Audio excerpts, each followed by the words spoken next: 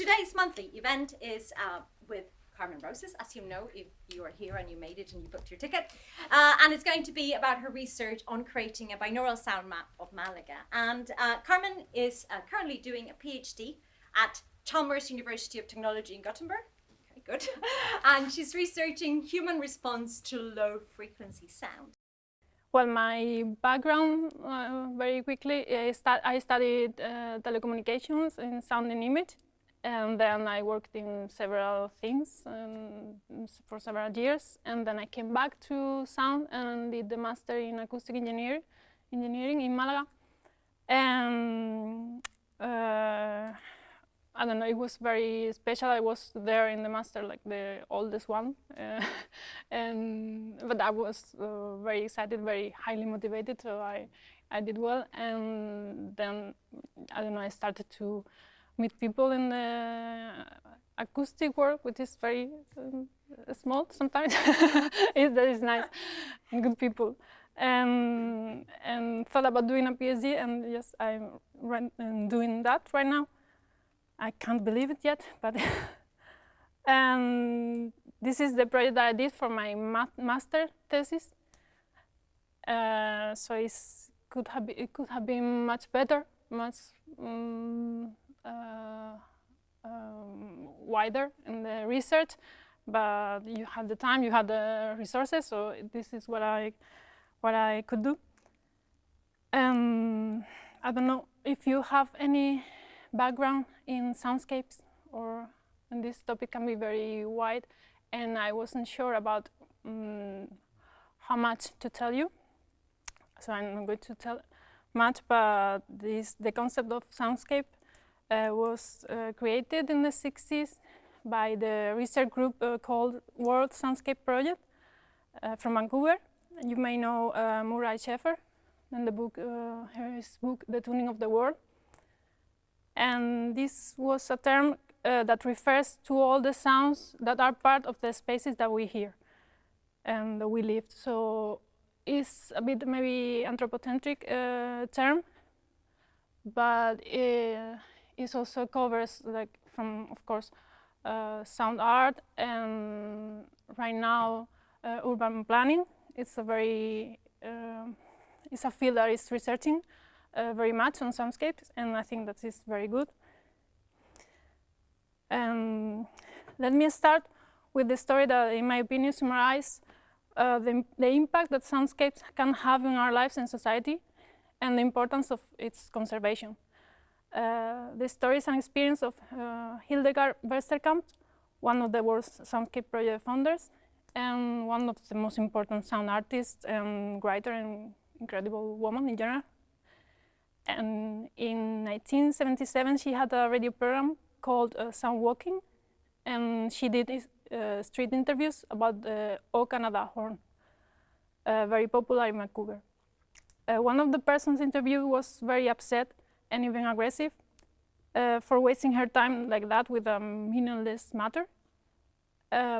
She said that there are much more important things in the world, but when she heard the sound, this was what happened. You're talking to somebody pretty socially conscious here, you know.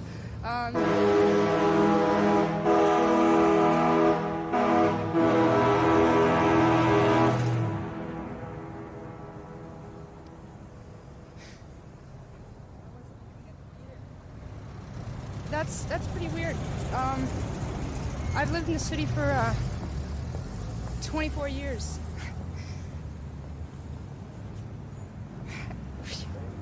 I've heard it like that a lot.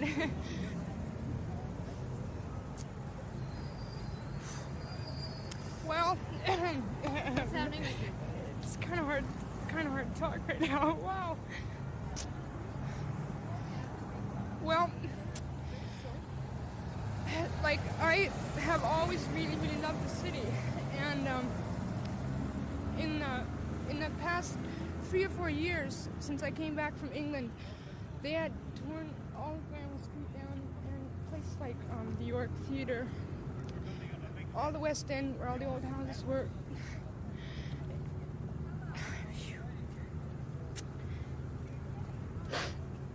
And And me personally, I've been really sad. And that foghorn reminds me of a time when the noisiness of the city wasn't so big that you could actually hear the boats down in the harbor. But you can't hear that anymore. That's great. Thanks a lot. I'm Want sorry, us to but let you go now? I really love this city. Yeah. But I just take everything back, you know, like what you're saying, because it is pretty important what you're doing. Great. Bye. Thanks a lot for talking with us.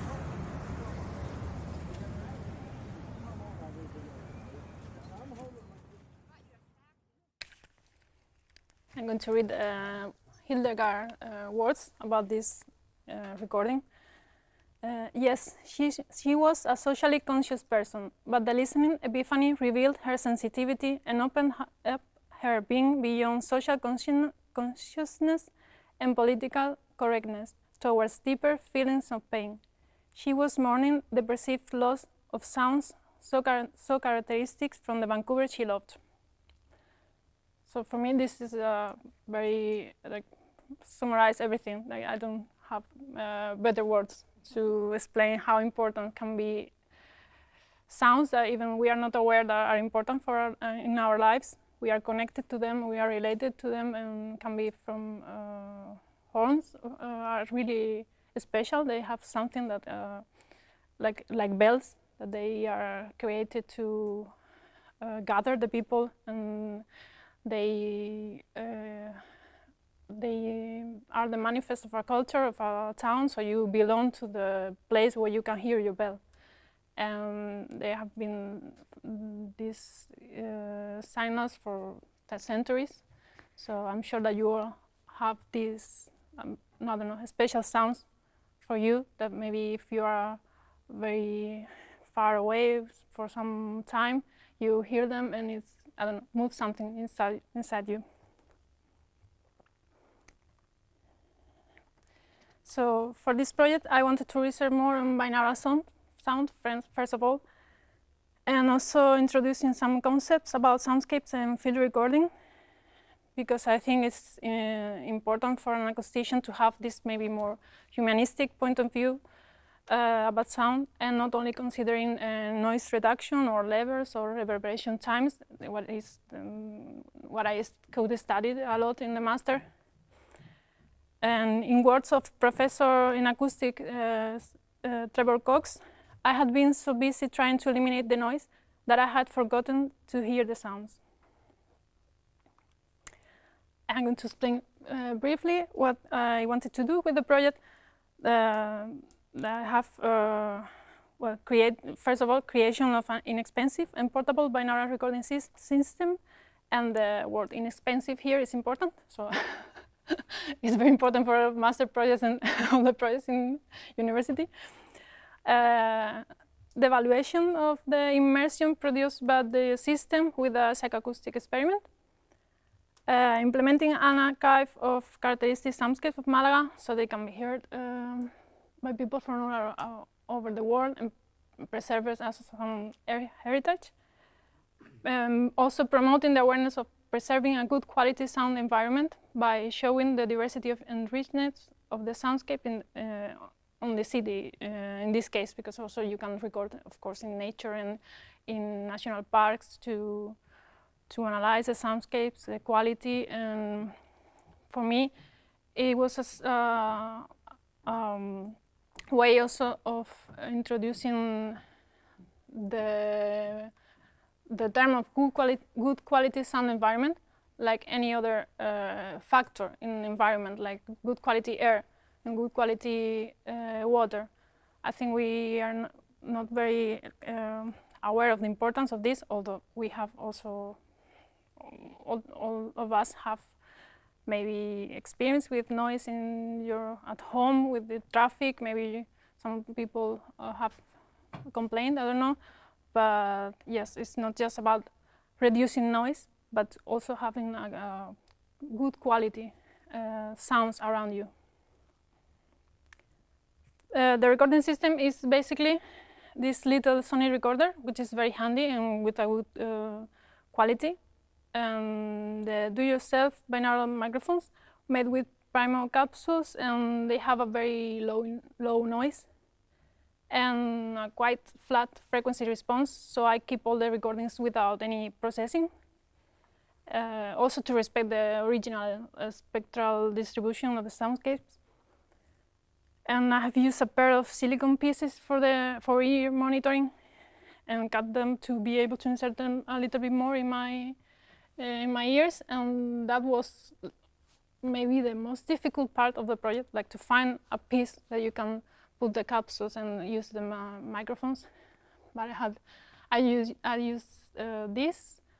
There are people that are doing like 3D with 3D printers some pieces that would be even cooler, but I couldn't find that at that moment. I don't know, maybe you know the Soundman microphones are basically the same. There are other brands that you can buy, and you can buy this in a pack also in our website, so it's very easy to have one. And then for the localization experiment, I measured the impulse response in HRTFs in some position using the microphones and in my ears, and I did what I could because I only had that settings. These measurements normally are done with a spheric array of microphones, and the angles are measured very accurate, of course. And I try to do the same way, but yeah, with less resources. And I also, I applied these measurements to two different audio files, a low voice and a maraca that has a more high frequency sound, the components, to compare the difference between the both sounds. And I also used the MIT response set, the same measurements with more or less the same angles, to compare also if people hear the same way my signals or the signals from the MIT. And then the volunteers had to situate the sounds in the space, indicating the azimuth and elevation according to the perception. And basically, this was the experiment. And some briefly results, very boring. I know this is the hard part, don't worry. And we are going to listen to things. Both set of sounds, the microphone and MIT, have very similar number of correct answers. And the easier position was right and left. We detect better when sounds are just in our right or left, and the worst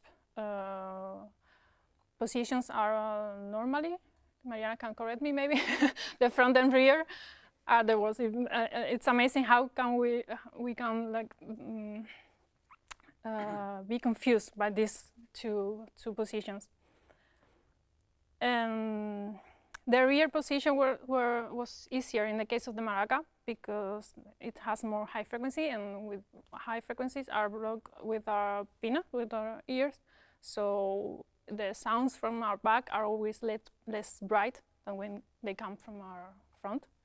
So people were more detecting better when the maraca was from the back or from the. And the elevation is always very, very bad. It's also because it depends more of the ears. And yes, if you don't have exactly my ears or the dummy head ears, it's very difficult to detect the elevation. So this result maybe may seem not very impressive, but they are not very bad considering all the or other studies or even my conditions. Normally, of course, you don't hear just one sound in a specific position. You hear a whole recording with different sounds coming from different places. Yes, these are the complete results. The cone of confusion, again, also is the results are not so good. And I'm going to play a recording that I did in a place with the stereo microphones of the recorder, sorry, and then the binaural to see if you can check the difference also in this.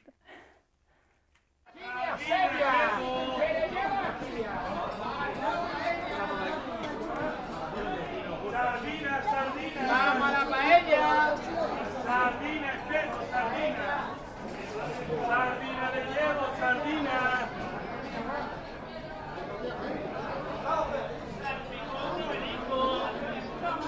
La sardina de espejo. Sardina, sardina. Picón de marisco. And this is the binaural.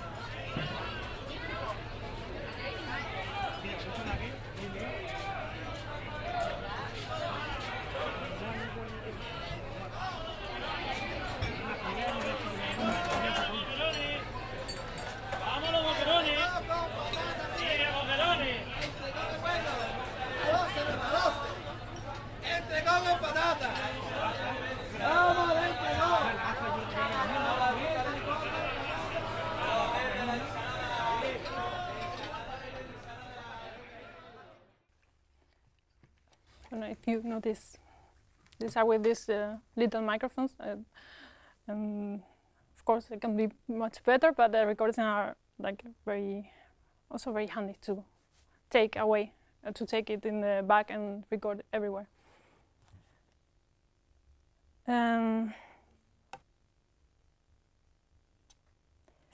After doing all the experiments and measurements, I started to make field recordings of the most distinctive and typical soundscapes in Malaga. And I recorded in churches, fairs, the sea, museums, parks, markets, bars, of course, we have a lot. An ice cream shop that is a legend there, and that was part of the sacrifices that I had to do for this project. A lot, I did a lot. Someone has to do this job. I have to go to the best bars and places in Malaga.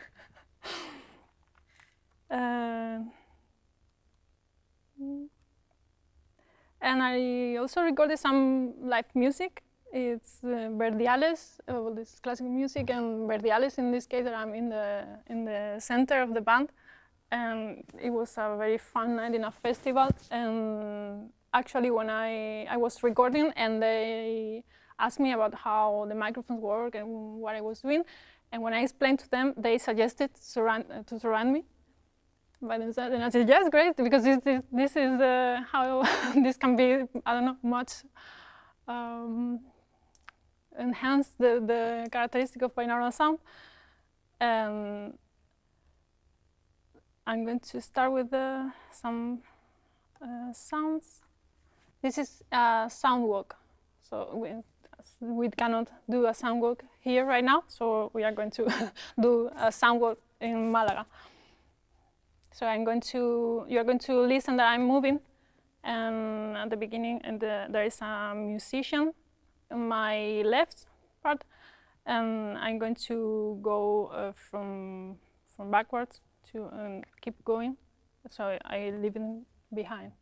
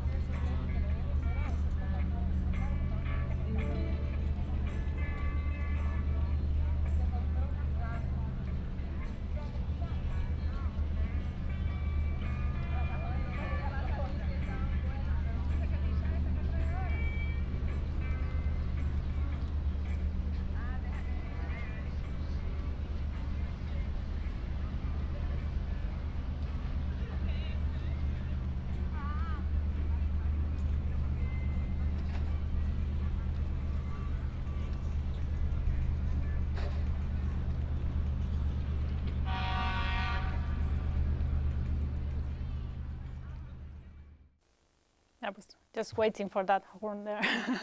Because have you heard also the low frequency hum that is present in other recordings?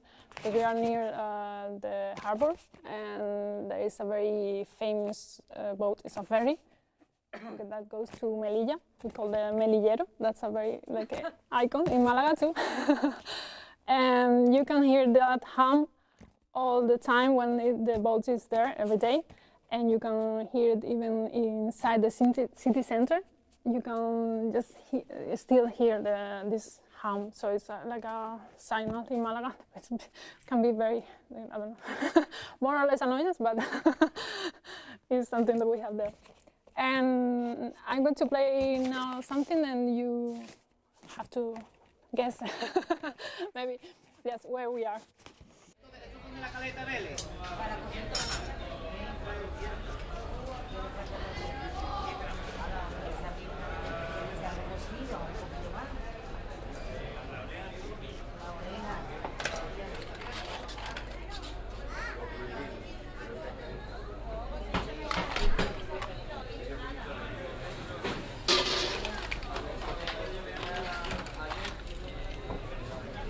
Bueno.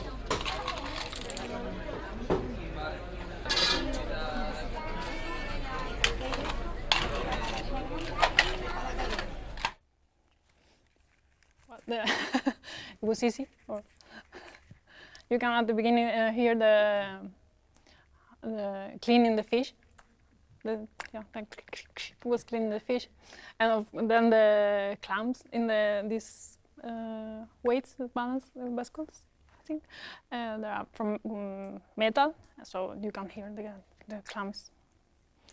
The scratching. I think is a very nice sound for me, at least. I don't know.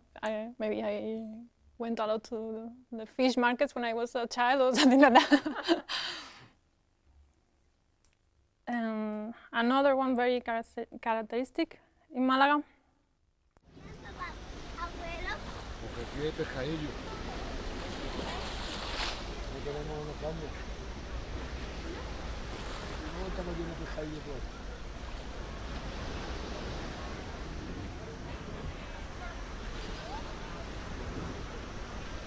¿No te acuerdas que el año pasado podíamos pescadillo? ¿Te acuerdas? Pasábamos la barca, salimos.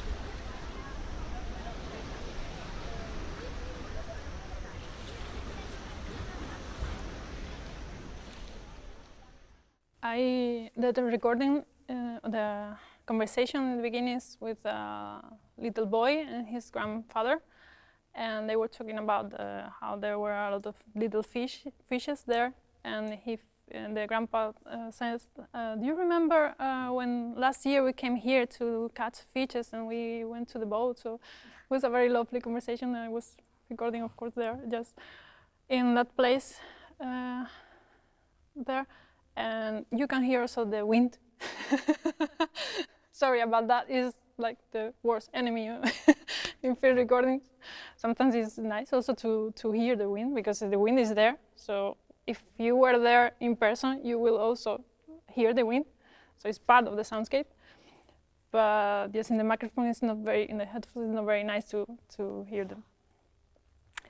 And now we start with the traditional, very, very traditional music. I don't know if you have visited Spain, south of Spain in Easter. We have a very famous thing.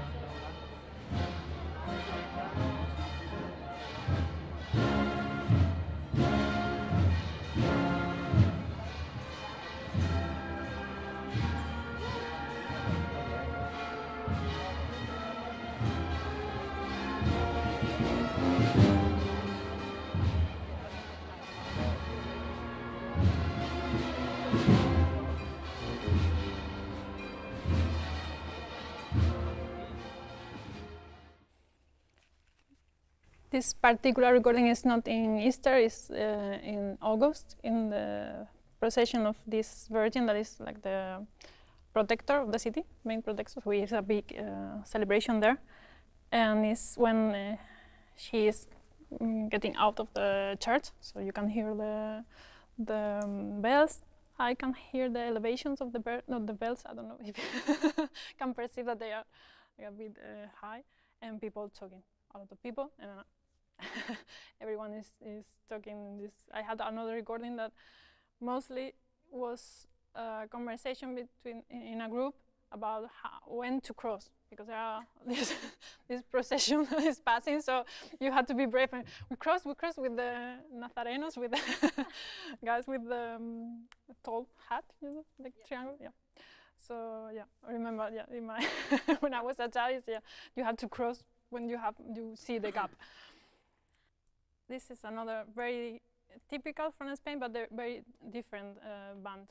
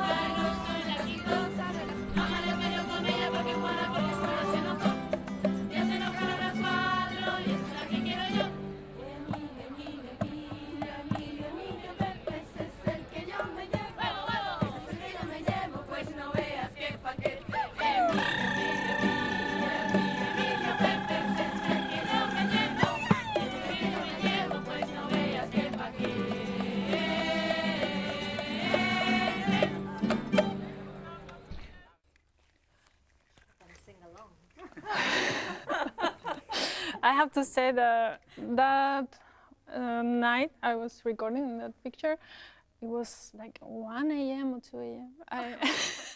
I was going out in the night, and they too, and I just met them in a square in Malaga. So I had the microphones covering my back, and what better thing to do that at 1 a.m. to bring out the microphones and recording, and yeah, it was much fun. And when I titled this slide, female tuna singing Maracaibo. Okay, I have to explain this because tuna is this kind of bands in Spain, and traditionally are formed by men, and there are some. Yeah, so the lyrics in the songs are always like maybe to conquer a guy or a girl to, yeah. And I don't know. In this case is female, and there are few female tunas there. and they are very famous. Apparently, they go to several to many contests with this kind of music. And another even more, well, this is very traditional from Malaga. From all the villages, little towns have their own songs about different topics, and I think it's protected. Also, this the music and the dance, and we are going to listen to it now. Arriba la fiesta.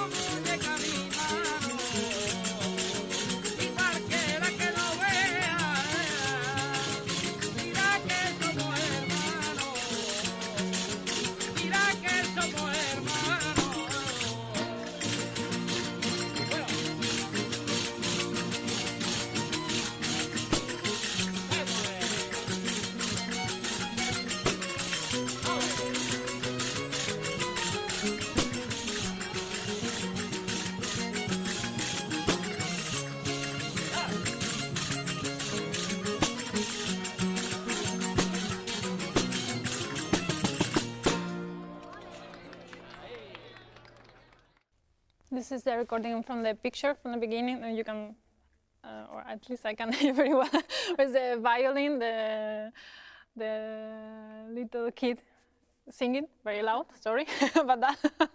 He started singing suddenly. Yeah, I think it happened with this recording when I was preparing the presentation. It happened to me like the woman in Vancouver. And I started to cry. I don't know why.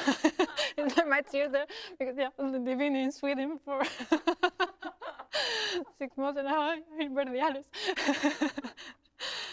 But yes. Your question. So you said that the music and the dance is protected. What do you exactly mean by that?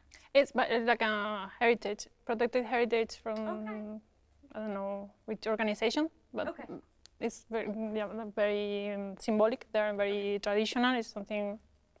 Like I guess it's not flamenco. It's like flamenco is very wide, but it's it's a very festive dance. Yeah, something from Malaga, like there. The next one is something really strange that I discovered recently, actually, that is happening in Malaga, also in a town called Teba. And you are going to hear why. It's very curious.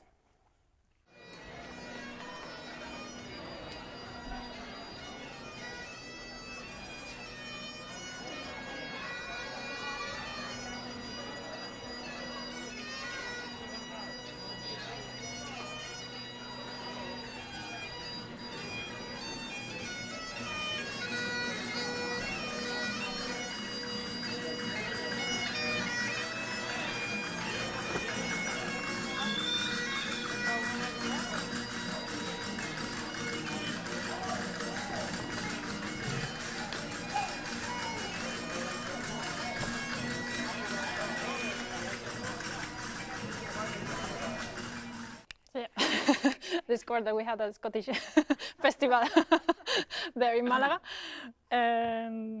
Yes, because apparently a man called Sir James Douglas, who was a knight of Robert the Bruce, the first king of Scotland. Fought a battle there in 1330 against the Moors, and he helped the Christian king there because he was passing by Malaga on his way to Jerusalem because he was taking the heart of Robert the Bruce there. So yes, curious thing that he was passing there. Can you help me? Yes, please. Yeah, thank you. Ah, nice. So they are like a. Is there like a, Scottish community there, like a big community in Malaga? Well, for example, yeah, I was trying to find out that, and there are some people, and I think this woman here was Irish, but in that picture there, the two men with the kilt were from Malaga, and the guitarist from Verdiales was from England. So. Yeah, so I was talking to them and feel the accents. This is not what I expected at all. But I think yeah, it's great to this community or festival are just bringing people from all around the world. Actually, you want to play the guitar? You want to play the bagpipe? Yes, okay.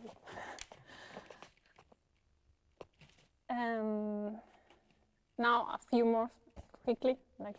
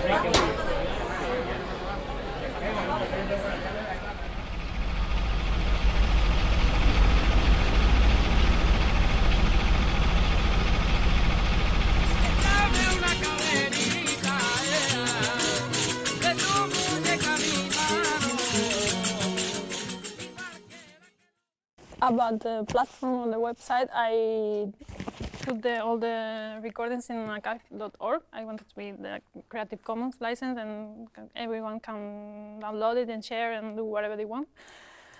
And for the map, I use UMap with OpenStreetMap maps and CartoDB styles. And this platform is really useful to make any kind of map. You can add these files of KML files and do a lot of things if you like create maps or whatever. This is very useful. And this illustration is made by my friend Miguel, and he did a great job doing all the main monuments and symbolic places in Malaga. And I'm going to explain briefly why a map, because well, first of all, I love maps, but I think it's important also to, for this reason, because maps do not only reproduce a reality, but also impose a way of looking at it. So, yeah. For example, when I have to come to York, I look in a map where is everywhere, everything. And depending on the map that I see some different things highlighted. So maps are can be very diverse, but yeah, they transform in a way the reality that we are seeing it. For example, I want to use this also map, but maybe. And one of the reasons for presenting the soundscapes in a map that was that during the master I could study and create several noise maps. I don't know if you know what they are. I think we should all know. Like we should care about this a lot. And these are the only official representation of sound is in city for now, with these colors indicating the levels of the noises that they have, the noises that have a standard in the modeling software, because these levels are simulated with software, are not measured. So we have traffic and railways, or airport industry. And this is the sound map of Malaga. You can see there are a lot of noise in some roads. And I'm going to skip the other day why we use these maps to change the traffic in another direction, so you can assess how the noise is going to change and these things like that. But also, for example, if you do street for pedestrians, the noise in theory disappeared, but you have people doing noise instead of cars, so you have to assess that. But for the moment, we don't have a model to simulate noise of people. That would be very useful in Malaga, in this case of Malaga, because for now, there in the city center, which is that white area there, it seems very quiet, but of course it's not. In the nights, less. And that red area there is the main park, actually, and you can see this is really loud. And you can see there one of the ecological changes of the last years there. That is the massive presence of parrots. And because yeah, they are very cute. But apparently the experts said that they are dangerous for the autochthonous species. And these parrots are very invasive and also more likely to survive in noisy environments because they have a very loud call, so they can hear themselves. And the population of little birds with lower calls are disappearing also because of invasion. So yeah, I think there are studies right now relating the changes in the soundscapes also to the changes of the ecosystem. And not only how these soundscapes, sounds of traffic noise affect to people, but also to animals. In this case, the birds, I think they are like a more distinctive sounds of animals that we can hear in the city. And for example, now I'm listening in every city how many birds are. If the quality of the sound are good, normally there are more birds. Birds can survive there, at least. Well, the sound map, I wanted the sound map to help to make the people think about this also, not just about the noises, but also the positive sounds. Because if you care about the positive sounds, you probably are more concerned about reducing noise and reducing or preserving those sounds that you like. And finally, yeah, this is not personal opinion of mine. This is from a group called Escoitar from Spain too, and other places that you should listen to, not just Malaga, because of course my work is very little compared to all the sound maps that are out there. For example, Radio Paris, which is, I think it's the biggest one, and has sounds from all over the world. People can upload their sounds. You can upload your sounds if you want of your square, your street. Yeah, it's amazing. It has several options, like random list. And if you enter plays different sounds every time. European soundscape map has a lot of different sounds. The British Library sound that has not only soundscape, has amazing sounds of every topic that you can imagine, and this is incredible. London Sound Survey,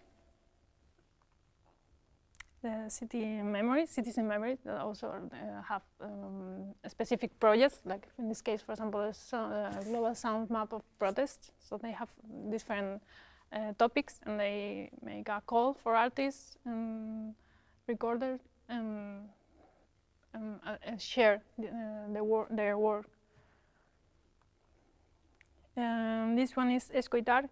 That it was one in Spain, mainly in the sound of this area of Galicia. But they closed in 2016. And the way that they did it, they closed their website because they were trying to having the help maybe from the government and institutions, but they weren't very interested in maintaining this, and they were struggling also, not just because of the practical resources, but their work. Like they were trying to make people think about sound more, and they they removed each file while people were listening to them. So you entered the website and you played, and that file was removed forever. So it was a way of making a tribute to each one of the sounds also. And this one is from Glasgow 3D sound map, and also it's in Binaural 3D sound. And it was a project that also wanted to assess the annoyance of each specific point. It tries also to relate the noise and the perception of people to that noise or sound, and also have information about complaints and what kind of complaints in each different area of Glasgow. This is really cool too. The Great Animal Orchestra by Bernie Krause is also in 3D sound and has field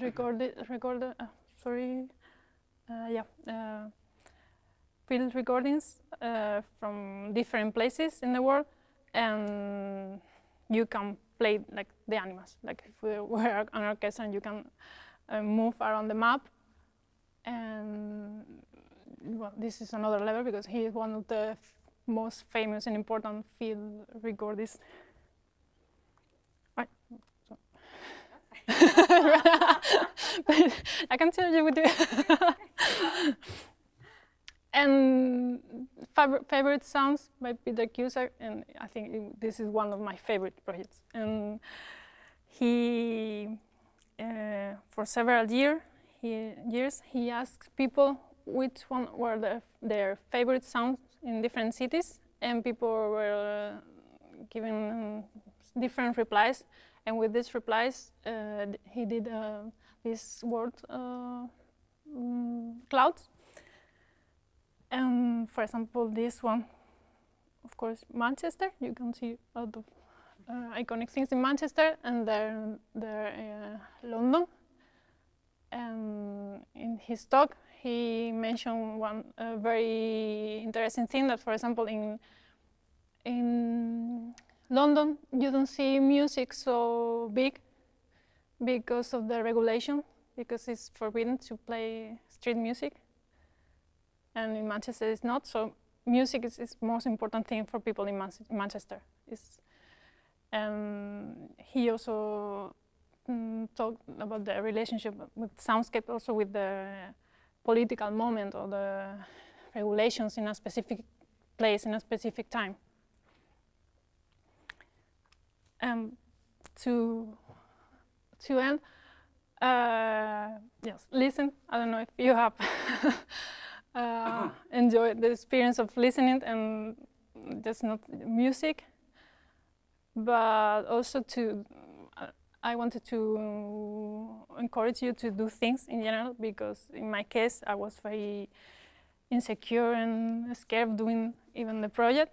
It was something very big in my eyes at the beginning, and how I'm going to do this and why even, because I have a lot of things already done. But probably each one of us has one different perspective and one different approach to things and imagination, and we have different qualities. So if you are going to do a personal project, for sure, and it's going to be worth it at the end, it's going to be very satisfying for me. I don't know, I have worked with children in workshops about sounds, and it was really, really incredible to see the children listening to the recording and say, "Ah, yeah, I'm a motorcycle there," and I didn't hear the motorcycle that they were hearing, listening to them to it, and I didn't remember that about the motorcycle. And so I don't know, strange things, and it's very, very satisfying. So my I don't know how to say is that it was strange for me to get into this world also. And then while I was doing the master, I went to the AES conference in Paris, and I met Mariana also there. And it was incredible to meet all the people doing a lot of things there, and it's very encouraging. And I got the motivation, I guess, and I'm now really happy to share with people. So that's a very good part. I think it's the best part, because of these kind of things. And also it has good things, like you can meet like your heroes. And I was so shy that I didn't want to ask him for a picture. Chris Watson is like the legend, if you record it. Does he know you have a picture of him? Yeah, I have a picture with him. Tell him. A very strange selfie, but yeah.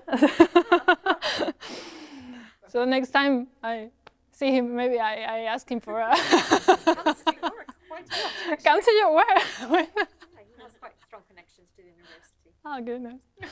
This was in Hull, in the Southern Environment. Yeah.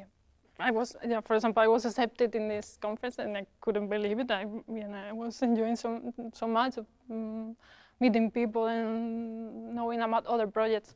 Peter Cusack project, I listened to them there.